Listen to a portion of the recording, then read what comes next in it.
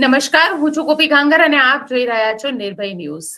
Gujarat Bharatiya Janata party હવે જૂના જોગીઓને ભેગા કરી રહી છે। ક્યાંક ને ક્યાંક જે રીતે અત્યારે ભારતીય જનતા પાર્ટીની પરિસ્થિતિ છે તેમાં ફરી એકવાર જૂના જોગીઓના શરણે ભારતીય જનતા પાર્ટી જઈ રહ્યો એવું લાગે છે। આ CR પાટીલે કમલમમાં એક મીટિંગ બોલાવી છે જેમાં અત્યાર સુધીમાં જીતેલા ધારાસભ્ય સાંસદો આ બધાને આ એક સંમેલનમાં બોલાવવામાં આવ્યા છે। આપણી સાથે અત્યારે જગદીશ મહેતા સર જોડાયા છે। સર, શું કહેશો? આ જે રીતે જૂના જોગીઓને ભેગા કરવામાં આવી રહ્યા છે, CR પાટીલ ભેગા કરી રહ્યા છે, ક્યાંક ભારતીય જનતા પાર્ટી હવે જૂના જોગીઓના સહારે? એમાં એવું છે બેન, ગલઢા ગાડા ઊંધા વાળે ને એના કરતા ગાડા પાછા વાળે એના હાટુ તેના કવાયા છે। નહીતર ગલઢા ગાડા ઊંધા વાળી દે એમ હતા। Old is gold. Bharatiya Janata પાર્ટીને જેણે પોતાના પરિશ્રમથી, પરસેવાથી ને લોહીથી સિંચીને અત્યારની સત્તા સિંહાસને બેહાડ્યું હોય એ લોકોની અવગણનાની પરાકાષ્ઠા હાલતી હતી। આપણે અનેકો વખત ચર્ચા કરી છે અને હર્ષ સંઘવીથી માંડીને જેટલા પણ એના પ્રવક્તા ઋષિકેશ પટેલથી માંડીને બધાએ કીધું ના ના આવું કાંઈ નથી, ના ના આવું કાંઈ નથી। પણ મેં કીધું તું, આપણે અનેક વખત ચર્ચા કરી છે કે ભારતીય જનતા પાર્ટીની ભીતરમાં જ એક મોટો વિપક્ષ પેદા થઈ રહ્યો છે। કોંગ્રેસ નહીં, આમ આદમી નહીં, અપક્ષ નહીં, વિપક્ષ ખરો પણ ભાજપમાં ને ભાજપમાં। હવે એ વસ્તુ અત્યાર સુધી આપણે જ્યારે જ્યારે કહેતા ત્યારે જે CR પાટીલ કે એના જે કાંઈ મિત્રો છે એ સમજો શું કહેતા હોય એ આપણી એને તો એમ જ હોય, ખિલાફ હે તો હોને તો જાન થોડી હે, ये सब धुआं है आसमान थोड़ी है, આવું એ લોકો બોલ્યા કરતા। ટૂંકમાં અવગણતા હતા કે ભાઈ અને છોડો યાર, હવે ઓલ્ડ ઇઝ ગોલ્ડ, હવે બધા પતી ગયા, હાંસલિયામાં માર્ગદર્શક મંડળમાં લઈ લ્યો, આપણે બધા નવી ગલી નવો દાવ કરો, તેજો તેરાર, નવા નવા માણસો જેની પાસે સામ દામ દંડ ભેદ બધું હોય એવા લોકોથી ચલાવો। પણ આપણે તમને વર્ષોથી જેટલા સમયથી આપણે ટૂંકમાં ટીવી ડિબેટ કરીએ છીએ, ભારતીય જનતા પાર્ટીનું અત્યારે જે સેકન્ડ થર્ડ ઇનિંગ જે હાલે છે ભૂપેન્દ્રભાઈ પટેલની, આપણે કીધું હતું કે બહુ રોંગ સાઈડમાં ચાલે છે। કે ભાઈ તમે, આપણે માવતર વડીલ જ હોય, આપણી ઉંમરમાં ન જ હોય, પણ એની અવગણના ન હોય, એનું હોવું એ એક આખી વાત જુદી છે। તો વિપક્ષો તો કહેતા ફરતા હતા કે ભારતીય જનતા પાર્ટીની ભીતરમાં કંઈક રંધાઈ રહ્યું છે। હવે સ્વયં CR પાટીલ કયો કે ભારતીય જનતા પાર્ટીનું ગુજરાત પ્રદેશનું એકમ કયો કે હાઈકમાન્ડનો આદેશ કયો, હવે બધાને એમ લાગ્યું કે જે કોઈ જૂના જોગીઓ છે એને જ આપણે કંઈક મનાવવા પટાવવા પડશે।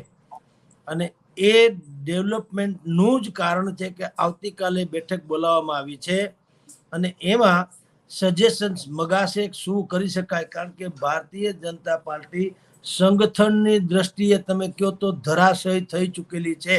આ બધું જે અત્યારે દેખાય છે એ સત્તાના કારણે ઉપરથી બધું એક દેખાય છે, અંદર સાવ ખખડી ગયું છે।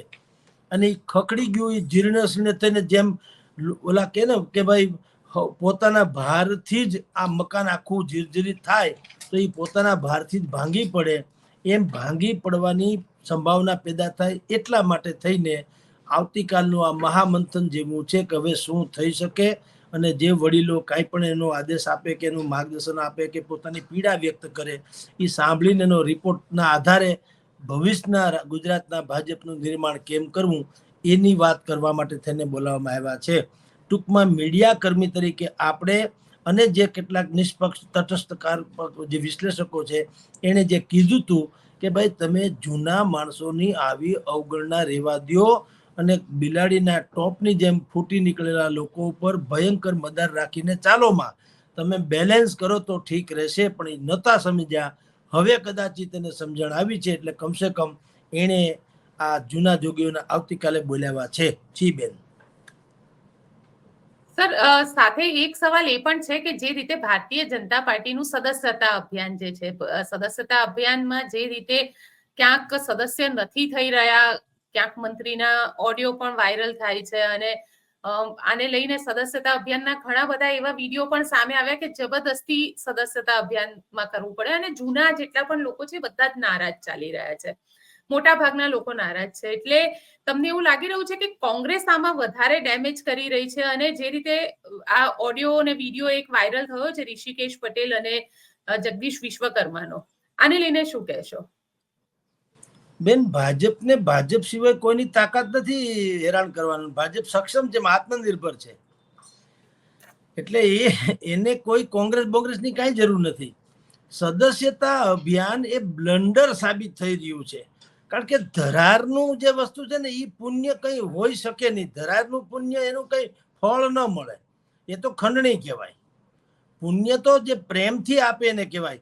પેલા જમાનામાં એટલે કે જ્યારે ભારતીય જનસંઘથી માંડીને છૂટું પડે ભાજપ બન્યું, ત્યારે એને અટલ બિહારી વાજપેયીએ મુંબઈમાં શું કીધેલું કે પાર્ટી વિથ ધ ડિફરન્ટ, આ બીજી રાજકીય પાર્ટી કરતા જુદી છે, અમારી વૈચારિકતા આખી અલગ છે, અમે લોકો નેશન ફર્સ્ટમાં માનીએ છીએ, ભારત માતાને પરમ વૈભવના શિખર પર લઈ જવાની વાત છે, અંત્યોદયનો ઉત્કર્ષ કરવો એ અમારો ધ્રુવ મંત્ર રહેશે, અને અમે પાર્ટિસિપેટ કરીશું તો પણ ટ્રસ્ટીશીપથી અમે સરકાર ચલાવીશું, માલિક ભાવથી નહીં. અને અમારે ત્યાં એટલે કે ભાજપમાં એમ કે જ્યારે સદસ્ય બનવું હોય તો એને અમુક તો સંયમ નિયમ પાળવાના રહેશે. જે અત્યાર સુધી ચાલતું હતું છેલ્લા 5-10 વર્ષથી હાવ કથળી ગયું. ગુજરાતને લાગે વળગે ત્યાં સુધી CR પાટીલે જ્યારથી ગુજરાતનું સુકાન સંભાળ્યું ત્યારથી પાર્ટીને પોલિટિકલી ભલે ફાયદો થયો, બેઠકો મળી ગઈ, 26 માંથી 25 મળી, 182 માંથી 162 મળી, અત્યારે બીજા બધા હળી ભળી ગયા 56-52 માં ને ઇધર ઉધર, એમ પોલિટિકલી જીતી ગયા. પણ સાહેબ એ મહત્વનું નથી. મહત્વનું તમે કેટલો આદર મેળવો છો એ મહત્વનું છે. સમાજમાં ગરિમા તમારી કેટલી જળવાય છે એ મહત્વનું છે. એમાં તો તમે ઝીરો ટોલરન્સ જેવું થઈ ગયું છે. ભારતીય જનતા પાર્ટીની ભીતરમાં જ એટલો બધો વિરોધ પેદા થઈ ગયો કે હવે આ લોકોએ એનો તોડ કાઢવા માટે થઈને એક સમયે એવું નક્કી કર્યું ચાલો પાટીદાર નારાજ છે હોને દો, બરાબર, ખિલાફ હે તો હોને દો, કોઈ જાન થોડી હે, આમ જ એની માન્યતા હતી. પાટીદાર છે તો એને હોવા દો, પછી ક્ષત્રિય છે હોવા દો. આપણે ભારતીય જનતા પાર્ટીમાં કેટલાક લોકો છે ફર્ગેટ ઇટ આવું માનતા હતા, અને એનો તોડ કાઢવા માટે થઈને એણે આ કહેવાતું સદસ્યતા અભિયાન શરૂ કર્યું પાછું પુનઃ. આમ દર 6 વર્ષે થતું, પણ આપણે એ હવે પક્ષ કહે છે કે આવું દર 6 વર્ષે થતું, પણ આપણે તો આવું ક્યાંય સાંભળ્યું નથી. આવો ગધેડો જે અત્યારે થયો છે એવો તો કોઈ દી આપણે ઢંઢેરો પીટીને કોઈ કર્યા હોય એવું સાંભળ્યું નથી. હવે તો બધાને ટાર્ગેટ આપવામાં આવ્યા, કાયદેસરના ટાર્ગેટ. મેં સંસદ સભ્ય છુઓ તો વ્યક્તિગત રીતે તમારે 10,000 કરવાના જ, વ્યક્તિગત, અને ઇન ટોટાલિટી 7 લાખ. તમારા આખા મતક્ષેત્રમાં તમે જો ધારાસભ્ય અને સંસદ સભ્ય છો તો આખા સંસદીય મતક્ષેત્રમાંથી 7 લાખ નવા તમારે સભ્યો ભારતીય જનતા પાર્ટીમાં જોડાવાના, સંસદ સભ્યોને કીધું. અને ઇન્ડિવિજ્યુઅલ કેસમાં 10,000.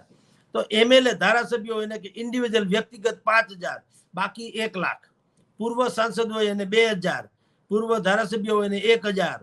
કોર્પોરેટરો જે છે નગરપાલિકાઓના 6-7 મહાનગરપાલિકા તેના કોર્પોરેટર છે એને કીધું તમારે 2,000, જિલ્લા પંચાયતના સભ્ય હોય તો 1,000, તાલુકા પંચાયત સભ્ય હોય તો 500, અને પ્રદેશના કોઈ અધિકારી હોય પદાધિકારી તો એને પણ 1,000, અને શહેર કોઈ પણ બાકી તમારી ત્યાં જે 2022માં ચૂંટણી હારી ગયા હોય એને કીધું તમારે 25,000 જેટલા તો કરવાના જ.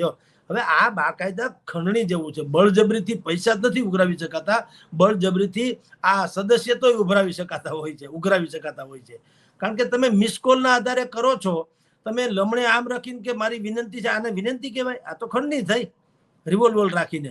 એમ તમે ફરજિયાત જ્યારે કહો છો, ફરજિયાતનો અર્થ શું થયો? હવે જેને પોતાની કેરિયર બચાવી છે એ બાય હુક એન્ડ કુક એવી રીતે સદસ્ય બનાવશે. એની પાસેથી કોઈ અપેક્ષા રાખવામાં નહીં આવે કે ભારતીય જનતા પાર્ટીના આદર્શોને અનુરૂપ રહેશે, શિસ્તબદ્ધ પગમાં માનશે, ભારતને વૈભવની વાતો કરશે, એવું કાંઈ નહીં. તમે સભ્ય બની જાઓ કોઈ હિસાબે, ટોળા શાહીથી. અહીંયા 2 દિવસ પહેલા અમારા ઘરે પણ એક કોર્પોરેટર મહિલા જે છે એ આવ્યા હતા, અને એ લગભગ કરગરવા જેવું કરી ગયા આખી સોસાયટીમાં. અરે ભલા માણસ, તમે ઉમંગથી, તમારી આઈડિયોલોજીથી, તમારા વિચારથી, તમારી સરકારી યોજનાઓથી એથી લોકોને એટલા પ્રોત્સાહિત કરો, લોકો સામેથી આવે. પણ તમે સામેથી ધરાર જેમ મારીને એક જમાનામાં વિધર્મી બનાવવામાં આવતા હતા એવી રીતે તમે અત્યારે કરી રહ્યા તો એ સદસ્ય પણ ક્યાંથી ચાલે? એટલે એમાં અત્યારે વિડીયો આપણે જાણીએ છીએ ઋષિકેશ પટેલ અને ગિરીશ પંચાલનો વિડીયો જાહેર થયો, હાહાકાર મચી ગયો છે અત્યારે. શું કામ? ઓલાએ કીધું હા જગદીશ પંચાલ સોરી, એને કીધું તો શું હાહાકાર મચી ગયો છે, મચી જ જાય. કારણ કે તમે વિચાર કરો, જગદીશ પંચાલની સિનિયોરિટીની ક્યાં ને ક્યાં ઋષિકેશ પટેલની સિનિયોરિટી. તો કોઈ માણસ ખરેખર તો ઋષિકેશ પટેલ જે છે જગદીશ પંચાલને આવું કહેતા હોવા જોઈએ કે ભાઈ મને ઉપરથી ફોન છે, અમારો રિપોર્ટ માંગવામાં આવ્યો છે, તમે લોકો જે છે તમારા કાર્યક્ષેત્રમાંથી આટલા ટાર્ગેટ તમને જે આપવામાં પૂરા કર્યા કે કેમ, એવું ઋષિકેશ પટેલ જગદીશ પંચાલને કહેવા જોઈએ. એને બદલે જગદીશ પંચાલ ઋષિકેશ પટેલને કહે છે અને એવું કહે છે કે ભાઈ તમે જો આ નહીં કરો તો તમે આમ ને તેમ, તો પછી ઓલાનો મગજ ફાટી જાય છે, સિનિયર જેને કહેવામાં આવે છે. તો સિનિયર નો મગજ ફાટી જાય એટલે એને કીધું કે ભાઈ શું કરશે, વધી કાઢી મેલે, ભલે કાઢી મેલે. આવો વિડીયો જાહેર થયો, હાહાકાર મચી ગયો. કે તમે કલ્પના કરો આ કેટલું બધું પ્રેશર હશે. અને આવી ટોળાશાહીનો અર્થ શું છે?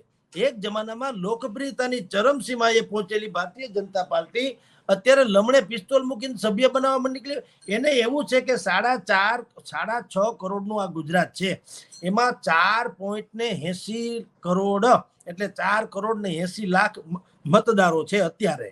હવે એમાં એ લોકો એમ કે છે કે 3 કરોડ જેવા, 2 કરોડનો પેલા લક્ષ્યાંક આપ્યો તો 6 વર્ષ પહેલા 2 કરોડનો, ત્યારે થયા નતા, 97 લાખ થયા હતા, 97 લાખ થયેલા. હવે પાછો ટાર્ગેટ 2 કરોડનો આપ્યો છે.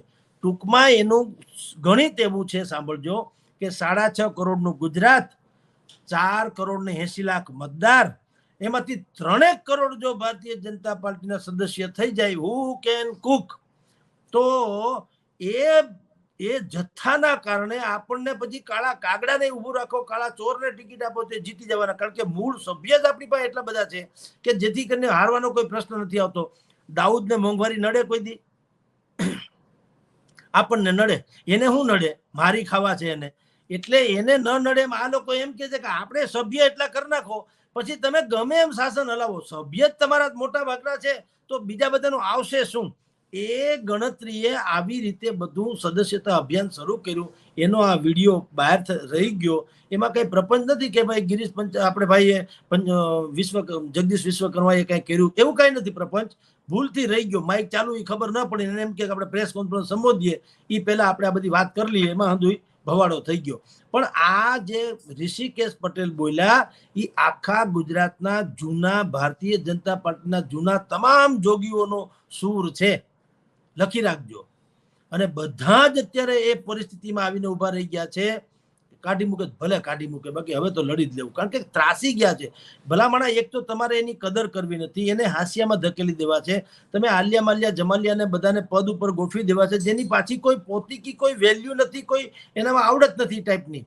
તો એવાને તમારે પદ આપવું છે ને આ લોકોને તમારે હાંસિયામાં ધકેલી દેવા છે. હવે પાછા તમે દંડીકો લઈને કહો કે સભ્ય બનાવો, એટલે એનું શું અર્થ સમજી લ્યો. એટલે કેશુભાઈના નામે પણ જે મુવમેન્ટ શરૂ થઈ કે કેશુભાઈની 4મી પુણ્યતિથિ ઉજવવી, એમાંય છુપી રીતે, મેં તે દિવસે આપને વિડીયોમાં કીધું તો આજે કહું છું, એમાંય છુપી રીતે ભારતીય જનતા પાર્ટીના અસંતુષ્ટ લોકોનો ટેકો છે.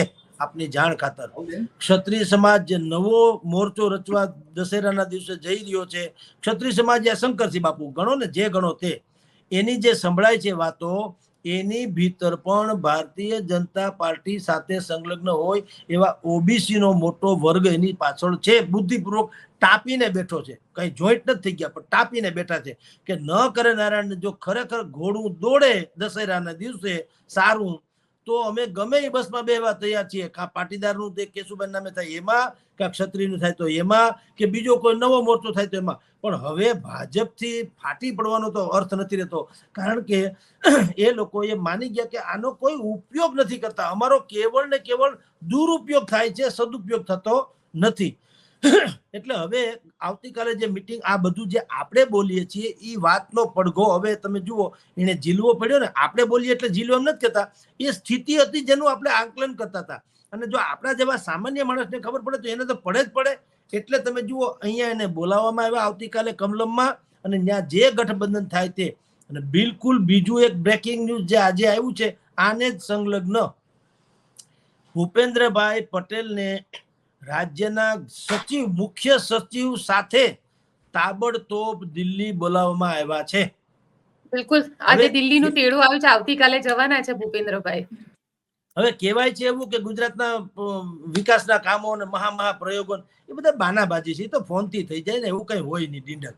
પણ હવે શું સચિવને એટલા માટે લઈ જાય કારણ કે જે કોઈ પ્રોટોકોલ પ્રમાણે જેને કોઈને ફોન કરવાના હોય નવા મંત્રીમંડળમાં સમાવેશ કરવાથી માંડીને એ આ સચિવ કક્ષાના લોકોને એવા એનું જે મિકેનિઝમ છે એ કરતા હોય. ભૂપેન્દ્રભાઈ ફોન ન કરે, ભૂપેન્દ્રભાઈને વિશ્વાસમાં લે કે ભાઈ હવે છગનભાઈ જગ્યાએ મગનભાઈ આમ ને તેમને વગેરે વગેરે, અને સચિવ પાસે વાત રહે એટલે બીજા આગળ ઉપર ન જાય. એટલે આ બંનેને તેડાવ્યા એ પણ બહુ સૂચક છે. અને એને ત્યાં તેડાવ્યા અને CR પાટીલ અહીંયા આવ્યા. જો તમારે જૂના જોગીઓની વાત કરવી હતી તો મુખ્યમંત્રીની હાજરીમાં કરવી જોઈએ ને. હવે હું આપને કહું છું કે આ મુખ્યમંત્રી શ્રી હવે એના શાસનના ઉત્તરાર્ધમાં છે. ગમે ત્યારે ફેરબદલ સંભવ છે. એમાં એને દાગ નથી લાગ્યો એટલું જ એનું સારું ચિત્ર છે ભૂપેન્દ્રભાઈ પટેલનું, કે કમસે કમ માની લો કે ચેન્જ થાય તો એને કઈ ફેરક નથી પડતો. એને ભૂતકાળમાં કીધેલું છે અનેક વખત કે ભાઈ મારા દીકરાની તબિયત બરાબર નથી, તમે કયો એટલે હું મુખ્યમંત્રી બનું છું. તો મુખ્યમંત્રી બન્યા ત્યારે પણ હાવ પાછલી હરોળમાં તેને ખુદને ખબર નથી કે એનું નામ એનાઉન્સમેન્ટ થશે.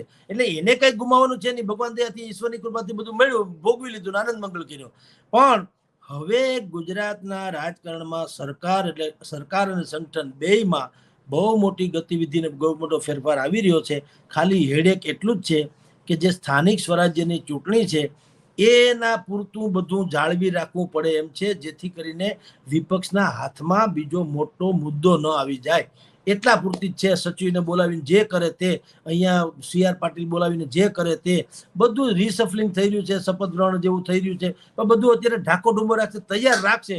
ચૂંટણીના પરિણામ જેવા કે ડિક્લેર થશે અહીંના, જે રિઝલ્ટ આવે તે, જીતે તો પણ હારે તો પણ બધા પત્તા ખોલી નાખશે ભારતીય જનતા પાર્ટી. અને હવે પછીના જે 2-3 વર્ષ છે એમાં એવો અહેસાસ કરવાની કોશિશ કરશે કે હવે નવી ગલી નવો દાવ થઈ રહ્યો છે. જી સર, પણ સાથે સાથે જે રીતે તમે કીધું કે નવી ગલી નવો દાવની વાત જે છે, પણ ક્યાંક આવતીકાલે હરિયાણાના અને જમ્મુ કાશ્મીરની ચૂંટણીના રિઝલ્ટ પણ આવે છે.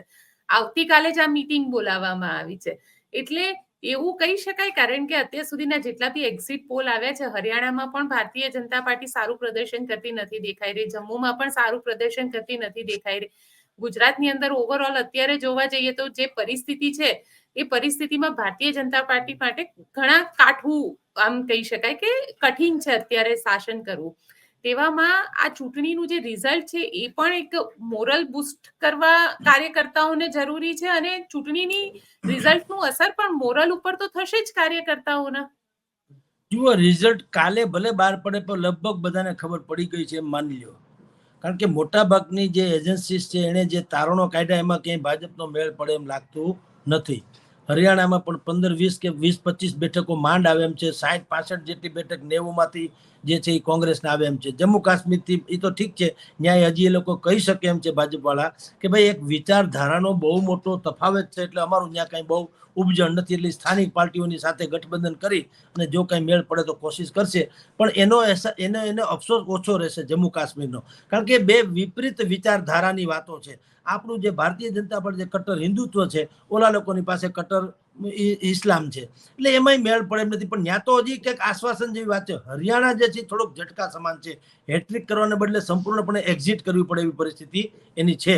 એક તો ઈ છે. આના પછી મહારાષ્ટ્ર સૌથી મોટું, એ ઝારખંડ અને મારા ઝારખંડમાં કદાચ જીતી જશે ભાજપ વાળા. મહારાષ્ટ્ર જે છે ને એ બહુ ઈથી વધારે ગંભીર ઘટના છે. અને ન કરે નારાયણને જો મહારાષ્ટ્ર ગુમાવે તો અહીંથી નહીં, કેન્દ્ર લેવલે પણ ઘણા બધા તફાવત કે ફેરફારો આપણે જોઈ શકીએ. તો એમાં કોઈ જાતનું આશ્ચર્ય પામવા જેવું નથી. પણ મને જે RSSના અંતરંગ સૂત્રોમાંથી વિગતો મળી છે એ પ્રમાણે અત્યારે સંપૂર્ણપણે જે તમે જોજો, અને આપણે અહેસાસે કરવો પડે, માનવું પડે કે કેટલાક સમયથી તમે સંગઠનથી માંડીને સરકારની ફેરબદલીમાં નરેન્દ્ર મોદીનો રોલ ઓછો જુઓ છો, અમિત શાહનો રોલ વધુ જુઓ છો. આ બહુ મોટા સંકેત મને અમુક લોકોએ આપેલા છે કે RSS એમ કીધું, ભારતીય જનતા પાર્ટીના ખાસ કરીને અમિત શાહ જેવા જે લોકો છે સંગઠનમાં, એને ખાસ કરીને કીધું કે ભાઈ બોલો, તમારે RSSની કઈ રીતે અમારી વિચારધારાને આગળ પ્રમાણે વર્તવું, અમે કહીએ એમ કરવાનું છે, તમારે છૂટ મોઢે રમવું છે. તો મળતા અહેવાલ અનુસાર બહુ જ વિશ્વસનીય વર્તુળોએ કીધેલું છે કે સંઘને અમિત શાહે પણ, જેમ JP નડ્ડાએ કીધું હતું એક ઇન્ટરવ્યુઝમાં, એવી રીતે પછીથી ખુલાસા કરી હવે જુદી વાત છે, પણ વાત તો આવી ગાજીને આવી હતી. એવી જ અમિત શાહે પણ એવી વાત કરી હોવાનું કહેવાય છે. આપણી પાસે પુરાવા નથી, પણ આ રાષ્ટ્રીય સ્વયંસેવક સંઘના બિલકુલ કિચન કેબિનેટના કઈ એવા લોકોએ આપણે વાત કરી છે કે અમિત શાહે પણ એમ કીધું છે કે ભાઈ ભાજપ હવે પોતાની રીતે આત્મનિર્ભર છે, પરાવલંબી નથી. હવે એ બતાવવાની વેળા આવી કે તો પરાવલંબી છે તો જુઓ. એટલે હવે બધું જ તમારી જાણ ખાતર ભારતીય જનતા પાર્ટીનું ઇધર ઉધરનું ચક્ર છે, એમાં એપી સેન્ટર જે છે એ અમિત શાહ બની રહ્યા છે. નરેન્દ્ર મોદી જે છે મૂક સેવક જેવી એની હાલત છે.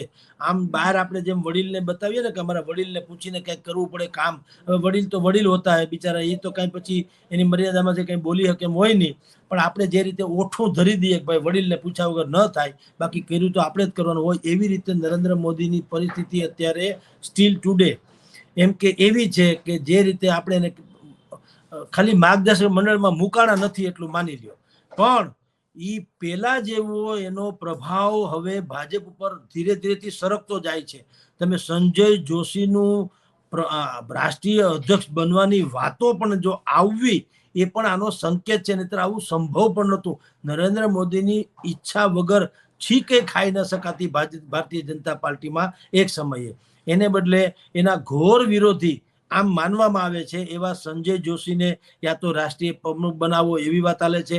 વસુંધરા રાજેનું નામ આવે છે, એ પણ સ્વાભાવિક જ છે, આના સખત વિરોધી છે, આપણે જાણીએ છીએ. કારણ કે વસુંધરા રાજેને પડતા મૂકવામાં આવ્યા હતા, ખૂણા મૂકવામાં આવ્યા હતા, એનું પણ ઘણો મોટો વિવાદ થયો હતો. એટલે આવા બે વિવાદાસ્પદ લોકોના નામ રાષ્ટ્રીય અધ્યક્ષ તરીકે કમસે કમ ચર્ચા મૂકવી, એ પણ આ બધું રણનીતિનો એક ભાગ હોય છે. તો એમાં નરેન્દ્ર મોદી તો આપણે જાણીએ જ છીએ બધા, આ તો બચ્ચું જાણે છે કે બેયને રાય બલાય છે. અને અમિત શાહનું ભયંકર રીતે સક્રિય થવું, ગાંધીનગરમાં આવવું, નાની એવી સામાન્ય હમણાં આવ્યા હતા, તમે જુઓ ફંક્શનમાં કાંઈ દમ નતો, 200-500 કરોડની યોજના. હવે એ તો અહીંયા અમારે અહીંયા મ્યુનિસિપલ કમિશનરે મૂક્યા કરે છે. તમે સરવાળો કરો 200-500 કરોડ તો સામાન્ય, એક રોડ કરો તો 200-500 રૂપિયા થાય, વળી બીજું કઈ ગેસની પાઇપલાઇન નાખો 200-500, એમ કે 1000 કરોડ તો થઈ જાય. તો એ કઈ એવડી મોટી વાત નથી, ગૃહમંત્રી નથી આવવું પડે. પણ આ બધા સરકારી બાના હોય, એ બાને એ સરકારી લેવલમાં આવ્યા ગણાય, ગયા ગણાય, બધા હિસાબ કિતાબ ઇધર ઉધર થઈ જાય. મૂળ વાત તો હવે ગુજરાતના રીસફલિંગની છે. અને એ જ તમે જુઓ અમિત શાહના ગયા પછીથી આ બધી ગતિવિધિ શરૂ થઈ ગઈ છે. રવિવારે કેબિનેટ બોલાવી હતી, પછી ભલે કીધું કે નરેન્દ્ર મોદીના 23 વર્ષ થયા એના માટે તમે બોલાવી હતી, પણ તો રવિવારે હું બુધવારે હતી, એમાં ક્યાં કાલે ફાટી પડવાનું હતું, તો કઈ હકાતું હતું. પણ એ પણ એક બુદ્ધિપૂર્વકનો ટેસ્ટ કેસ છે. ત્યાર પછી ભાઈને ભૂપેન્દ્રભાઈને અત્યારે દિલ્હીનું તેડું છે ને આવતીકાલે જવાના છે, એ પણ એવી વાત છે. CR પટેલે ગાંધીનગર કમલમમાં બધાને બોલાવ્યા, એ પણ એક સૂચક છે. આ બધું સંયોગ નથી, આ પ્રયોગ છે બુદ્ધિપૂર્વકનો. હવે નજીકના ભવિષ્યમાં આપણે એના પડઘા જોશું બેન. જી સર, તમને લાગી રહ્યું છે કે મહારાષ્ટ્ર ચૂંટણી પહેલા ભારતીય જનતા પાર્ટી નવા અધ્યક્ષ આપી દેશે? કારણ કે નવા અધ્યક્ષ અત્યારે તો JP નડ્ડાને ચાર્જ આપેલો છે, JP નડ્ડા અત્યારે કરી રહ્યા છે, પરંતુ ક્યાંક ને ક્યાંક ભારતીય જનતા પાર્ટીની જે સ્થિતિ આખા દેશની અંદર અત્યારે ઉદ્ભવી રહી છે, એટલે આમ જોવા જઈએ તો ગુજરાતમાં તો સંપૂર્ણ રીતે હાશિયામાં આવી ગઈ છે ભારતીય જનતા પાર્ટી. અને તેવામાં ગુજરાતની અંદર અત્યારે CR પાટીલ અધ્યક્ષ છે, પણ એ ચૂંટણી સુધીના અધ્યક્ષ કે સ્થાનિક સ્વરાજની ચૂંટણીઓ આવે ત્યાં સુધીના અધ્યક્ષ. ક્યાંક જેને કહી શકાય કે ભારતીય જનતા પાર્ટીનું એક સંગઠન મજબૂત નથી, અને સંગઠનમાં કોણ છે, કારણ કે મેઇન કોનો માણસ કઈ રીતે આખું ભારતીય જનતા પાર્ટીનું એક માળખું જે છે, આ માળખાગત પરિસ્થિતિઓ આડી અવળી થઈ છે, આ આખી એની અસર આપણને દેખાય. બિલકુલ બેન, અસમંજસતાની પરાકાષ્ઠા છે, અવઢવની પરાકાષ્ઠા છે. તમે વિચાર કરો, દેવેન્દ્ર ફડણવીસનું નામે આપણે એક સમયે સાંભળ્યું હતું ને કે કદાચ એને અધ્યક્ષ બનાવે. પણ તમે જુઓ, નગરી નગરી દ્વારે દ્વારે ઢૂંઢેરે સાવરિયા. તમે જ્યાં જાવ ત્યાં તમને એમ લાગે કે આ પ્રમુખને લાયક છે, આ પ્રમુખને લાયક છે, આ પ્રમુખને લાયક છે. વસુંધરા રાજે પ્રમુખને લાયક છે, સંજીવ જોશી પ્રમુખને લાયક છે, દેવેન્દ્ર ફડણવીસ પ્રમુખને લાયક છે.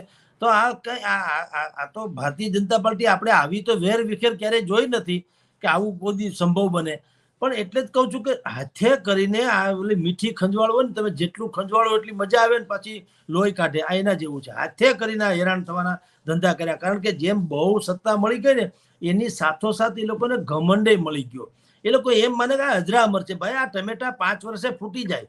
આજે તમારી ગાડી ઉપર લાલ ટમેટા છે, એ 5-5 વર્ષે ફૂટી જાય. એને કે ભલામણ અજરા અમર કાંઈ નથી.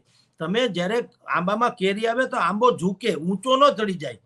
ઊંચો તાળીઓ છે જેમાં તાલ થાય છે, હોકા એક આવે ઉના બાજુ, ઉના અમારે છે ને એ બાજુ હોકા તાળિયાના એક વૃક્ષ આવે છે ને લાલ કલરના હોકા થાય, એ હોકા ઊંચા જાય ને લોકો પાણા મારે તો જ પડે, એટલે એને પથ્થર જ ખાવા પડે. આંબો છે એ ઝૂકે છે એટલે એને પંપાળીને નાના છોકરાને તેડે ને એમ એનો ખેડૂત એને ઉતારે. તો સત્તા તમારી પાસે ભારતીય જનતા પાર્ટી પાસે આવી 3 દશકાથી તો વિનમ્રતાની ચરમસીમા હોવી જોઈએ. તથાકથિત બૌદ્ધિકો અથવા તો તમે જેને બૌદ્ધિક માનતા હોય એને એટલીસ્ટ એની સલાહ તો લ્યો. આ છાપાના તંત્રીઓ બધા માલિકો છે, બધા ખાનખાના જે મોટામાંની વાત કરો છો, આપણી વાત નથી કરતા, આપણે નોંધે નથી લેતા, પણ એ લોકો જે મોટા છે, સંદેશ, ભાસ્કર, ગુજરાત, હું તમને કહું આવા ખાનખાના છાપા છે, એને કંઈક પૂછો ભાઈ, ઈ તમને ધોકા મારે ત્યારે તમને બુદ્ધિ આવે એવું શું કામ? એને જ ગાઈડન્સમાં લઈ લો ને કે ભાઈ સાહેબ શું પ્રોબ્લેમ છે, શું કરીએ તો થાય, અથવા તો અમે નવી ફલાણી નીતિ કરીએ છીએ, તમારી દ્રષ્ટિએ કેમ લાગે છે, તો કમસે કમ એક વિચાર લો. અકબરમાં જરાય બુદ્ધિ નથી એમ કહેતો હાલે, પણ એનામાં સૌથી સારી બુદ્ધિ એ હતી કે એ બુદ્ધિ ઉછીની લેતા હતા, એમાં જરાય સંશય કે સ્નેહ એ ઓલા અભાવ અનુભવતા નતા. એ બિરબલની પાસેથી દરેક વસ્તુના જવાબ માગતા અને એને કારણે અકબર અમર થઈ ગયા. તો તમારી પાસે પણ આવું, આ તો ગુજરાતે એવું બુદ્ધિશાળી ટેલેન્ટનું છે ને આખું કઈ ખામી નથી, તો બુદ્ધિ ઉછીની લ્યો. ભલા મને મુકેશભાઈ અંબાણીને ક્યાં બોલ પીલતા આવડે છે? એકે આખી એશિયાની રિફાઇનરીનો હાંડ છે ને મોટો, શું કામ? બુદ્ધિ ઉછીની લીધી, પૈસા દીધા, બોલો તમારો ભાવ. પણ કાંઈ આમાં ખીલી પણ આડાવડી થવી ન જોઈએ તો નથી થતી ને. જો રખડે છે લેર કરે, છોકરાના લગ્નમાં હોનાના જબલા પહેરી નથી નાચતા, ને તો એવડા મોટા માણસને એવી ટાઈમ મળે, આપણા જેવા નથી મળતી ટાઈમ તો, પણ એને બુદ્ધિ ઉછીની લીધી કહેવાય. એવી રીતે સરકારે કરવું જોઈએ. એટલે મહારાષ્ટ્રની ચૂંટણી પહેલા આપે કે પછી આપે, રાષ્ટ્રીય અધ્યક્ષ હવે જે બને તે સૌને સાથે કમસે કમ ભાજપને રાખે તોય ઘીઘી, બીજા બધા તો છોડો, સબકા સાથ સબકા વિકાસ તો છોડો, પણ ભાજપમાં જે છે એ સબકા સાથ લે તો પણ મોટી વાત છે.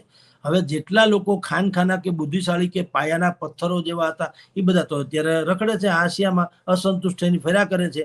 અને જે લોકોનું કાંઈ યોગદાન નથી સિવાય કે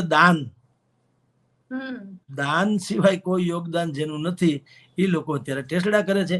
તો આ કોને પ્રમુખ બનાવી મહત્વ નથી, કેવો પ્રમુખની જરૂર છે એ અત્યારે મહત્વનું છે. એટલે એવું કહી શકીએ ને કે ભારતીય જનતા પાર્ટીને એનું જે સદસ્ય હતા, એટલે કોંગ્રેસ તોડીને ભાજપમાં જોઈન કરવાનો જે આખો કારસો હતો એ ક્યાંક ભારે પડી ગયો છે, અને કોંગ્રેસના નેતાઓ બધા ભાજપમાં આવ્યા. પણ અત્યારે તો બધા જ અગેન્સ્ટમાં છે, જવાહર ચાવડા હોય, હર્ષદ રીબડિયા હોય, કારણ કે અલગ અલગ યોજનાઓની લઈને અલગ અલગ સરકારની મુસીબતો વધારી રહ્યા છે. આ બધા એ લોકોએ પણ ભારતીય જનતા પાર્ટીમાં કોંગ્રેસ વાળી કરી નાખી. બિલકુલ, ભારતીય જનતા પાર્ટીના લોકો પણ એ એટલે જ તો કે છે ને, ઓ જાને વફા એ તું જુલ્મ ન કર, ગેરો સે વફા અપનો પે સિતમ. આ તો ન કરો કમસે કમ, હાલો તમે બીજું કાંઈ નહીં. તો એટલે તો એ શિકાયત કરતા ફરે છે. કોંગ્રેસના લોકો આવ્યા હોય તો બાકાયદા ડીલ કરીને જ આવ્યા હોય. જ્યારે તમારી બેની વિચારધારા વિપરીત હતી છતાં તમે મગ ચોખાની જેમ ભળી ગયા, તો એ તો ખીચડી રંધાય છૂટકો છે નહીં, તો એમાં એનો ભાગ માગવાના જ ને. આપણે જાણીએ છીએ CJ પટેલ થી માંડીને અત્યારે વાત સંભળાય છે ને અર્જુન મોઢવાડિયાની, નથી એણે ઇનકાર કર્યો, નથી સરકારે ઇનકાર કર્યો. તમે વિચાર કરો, છાપામાં એટલું બધું ગધેડો થયો, મીડિયામાં આવે છે, તો બેમાંથી એક તો બોલવું જોઈએ ને કે ભાઈ આવું કઈ છે નહીં, એવું નથી બોલ્યા. એટલે એમ કે આ બધું થાય છે હકીકત છે, ડીલ કરીને આવ્યા છે, તમારા મંત્રી બનાવે છૂટકો છે. એટલે સરવાળે તમને કહું તો જીર્ણ શીર્ણ થયેલું આ આખું કુંભો જે એક નરેન્દ્ર મોદીના નામે હજી થોડું ઘણું ચાલે જાય છે, કમસે કમ ટકી રહ્યા છે. પણ અત્યારે જેટલા સરકારમાં છે, મંત્રીથી માંડીને ધારાસભ્યથી માંડીને જેટલા સંગઠનમાં ભારતીય જનતા પાર્ટીના જેટલા પાયાના કાર્યો બધામાં એક જ સરખી વાત છે કે આ ડખો તો હવે લાંબો હાલે એમ જ નથી. આ સંઘ કોઈ દી કાશીએ પહોંચે એમ લાગતું નથી. તમે આને કોઈ પણ હિસાબે સારથી બદલાવો, નહીતર અને બીજું જૂના જે ઓલ્ડ ઇઝ ગોલ્ડ વાળા છે, જે લોકો ઓરિજિનલ ભારતીય જનતા પાર્ટીની અરે ક્યાંક વરેલા કરેલા છે, એને આ મિસ કોલ કરીને તમે કે મિસ કોલથી તમે અમારા સદસ્ય બનો, હવે કેવો હોય તમે વિચાર કરો જી. મિસ કોલ હોય, આપણે તો કુંડલી મેળવ્યા વગર બાઈ ને ભાઈ એમ થોડા લગ્ન કરી નાખે. મારા કુંડલી મેળવે, ખાનદાન પૂછે, ઇધર ઉધર પૂછે, શોખ પૂછે, તમારી આવડત શું છે, પછી 5-50 લોકોને પૂછે પછી મેળ કરે. આ તો ગમે એમ કરીને બસ બાઈ હોવી જોઈએ, ભાઈ હોવો જોઈએ, લગ્ન એમ હાલે કોઈ દી? એનો કોઈ દી મેળ પડે? એમ તમે મિસ કોલ કરીને બસ તમે હવે તો તમારી જાણ ખાતર એવો બધો આમાં બધા પ્રોબ્લેમ આવ્યા છે, અથવા તો ટ્રીક નવી આવી છે કે તમારી પાસે મારા મોબાઈલ નંબર છે, હું તમને મેસેજ કરું કે ભાઈ હવેથી મારા મોબાઈલ નંબર ફલાણા બદલાઈ ગયા છે, તમે નીચેની જગ્યાએ ક્લિક કરશો એટલે મારા નંબર જે છે ઓટોમેટિક તમારામાં નવા નંબર આવી જશે. તમે જો ભૂલથી ક્લિક કરો, તમે સદસ્ય બની ગયા, લ્યો ભાજપના, લ્યો આનું કરી લેવું. હવે આવું કઈ હોય ગિમિક્સ બધું આવું? હવે એવું હોય તો એ વિચારધારાને એને ક્યાં લેવા દેવા આવે છે? એ તો બુદ્ધિપૂર્વક બને કટકટાવા હતું. એટલે સરવાળે કહું તો નરેન્દ્ર મોદીના ગયા પછી અત્યારે ઉજવણી એની હાલે છે. જુઓ કે એક સપ્તાહ સુધી વિકાસનો સપ્તાહ તરીકે ઉજવશે ને 23 વર્ષ પૂરા થયા. પણ જે ગુજરાતનો ઇતિહાસ જ્યારે પણ આલેખાય ત્યારે તમારે એ બે જ રીતે આલેખી શકાય એમ છે. અત્યારે પેલાનું બધું જવા દેતો પણ કે નરેન્દ્ર મોદી પહેલાનું ગુજરાત, નરેન્દ્ર મોદી પછીનું ગુજરાત, બસ બિલકુલ. આ જ એક મતલબ. બિલકુલ. હવે એ જ છે તો જે નરેન્દ્ર મોદીએ ગુજરાતમાં ભારતીય જનતા પાર્ટીનો વિકાસની રાજનીતિના નામે પાયો નાખ્યો અને બાકાયદા એક નવી રાજનીતિનો ઇન્ટ્રોડ્યુસ એટલે કે નવી રાજનીતિનો આરોપણ કર્યું ગુજરાતમાં. પેલા જાતિગત દલદલ ને કર્યું, જાતિગત ને જ્ઞાતિગત હાલતું હતું અને એકબીજાના માથા વાટલી એટલું દુશ્મનાવટ ને વર્ગ વિગ્રહ થાય એવી પરિસ્થિતિમાં લોકોએ સત્તા ભૂખા લોકોએ બધા પ્રયોગો કર્યા હતા, ખામ થિયરીથી માંડીને બધી પ્રકારને. એને બદલે કમસે કમ એક વિકાસ નામનો એક શબ્દ પ્રયોજી અને એને એક નવી જ આયામ શરૂ કર્યો. તો એ નરેન્દ્ર મોદીનું અત્યારનું મોડેલ વિકાસનું હતું. એ તો અત્યારે હાવ સત્યાનાશ થવા બેઠું છે, ક્યાંય લેવા દેવા નથી. એટલે આ બધું જે અત્યારે ચાલી રહ્યું છે બેન, એ એક્સેપ્ટેબલ હતું, અપેક્ષિત હતું. હવે રિઝલ્ટ જે આવે તે, પણ જો એ ડાયા ડમરા થઈને થોડુંક માને તો આ બધો ફેરફાર કરે છૂટકો છે. આ જે લંગુરિયા લોકોને તમે મંચ ઉપર બેહાડી દીધા છે ને એને કોઈ એનો મેળ પડે એમ નથી. અને જે મહાન હસ્તીઓ છે, આવડતવાળા છે, બુદ્ધિશાળી છે, કુશાગ્ર છે, સમર્પિત છે, એવા લોકોને તમે ક્યાંક તમે જો હાસ્યામાં ધકેલવાને બદલે મેઇન સ્ટ્રીમમાં લઈ આવશો, જેમ કે આવતીકાલે બોલાવ્યા છે. હવે જોઈએ ખાલી એ લોકો ખાલી વાહમાં ગરબત્યા કરે છે કે એને ખરેખર કંઈક એનું ગ્રહણ કરે છે, એ જુદી વાત છે બેન. જી બિલકુલ સર, જોવાનું રહેશે કે ભારતીય જનતા પાર્ટી માટે ઓલ્ડ ઇઝ ગોલ્ડ કે પછી આ એક અલગ નવી રાજનીતિની શરૂઆત હશે. કાલે આના ઉપર ફરીથી ચર્ચા કરીશું. આજે આપ અમારી સાથે જોડાયા તેના માટે આપનો ખૂબ ખૂબ આભાર. નમસ્કાર. નમસ્કાર બેન. તો આપ શું વિચારો છો મને કોમેન્ટ બોક્સમાં ચોક્કસથી જણાવજો અને અમારી ચેનલ નિર્ભય ન્યૂઝને લાઇક, શેર અને સબસ્ક્રાઇબ કરવાનું ભૂલશો નહીં. આભાર.